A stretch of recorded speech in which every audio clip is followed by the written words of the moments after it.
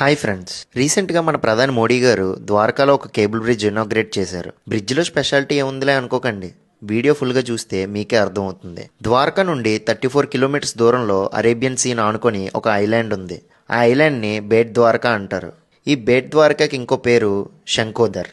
ఒకప్పుడు శ్రీకృష్ణుడు ద్వారకాన్ని పరిపాలించేటప్పుడు ఈ బేట్ ద్వారకాలోనే ఉండేవారట. బేట్ అంటే గిఫ్ట్ అని అర్థం. శ్రీకృష్ణుని స్నేహితుడు సుధామ బహుమతిగా ఈ ఐలాండ్ని కృష్ణుడికి ఇచ్చారట.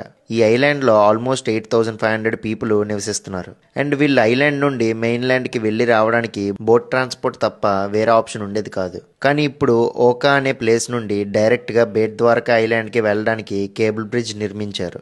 ఈ కేబుల్ బ్రిడ్జ్కి పేరు సుదర్శన్ సేతు అని పెట్టారు. 2017 అక్టోబర్లో ప్రధాని మోడీ గారు ఈ బ్రిడ్జ్కి ఫౌండేషన్ వేశారు. అండ్ ఫైనల్లీ ఇప్పుడు 2024లో ఆయన చేతుల మీదనే మళ్ళీ ఇనాగ్రేట్ చేశారు. టోటల్గా 979 crores ఖర్చు అయిందంట ఈ బ్రిడ్జ్ కన్స్ట్రక్షన్కి. 2.32 kilometres length and 4 lane bridge. Sudarshan Setu ఇండియాలోనే లాంగెస్ట్ కేబుల్ బ్రిడ్జ్. మీరు ద్వారకాని విజిట్ చేసినప్పుడు తప్పకుండా ఈ బేట్ ద్వారకా ఐలాండ్ కూడా విజిట్ చేయండి, చాలా బాగుంటుంది. సో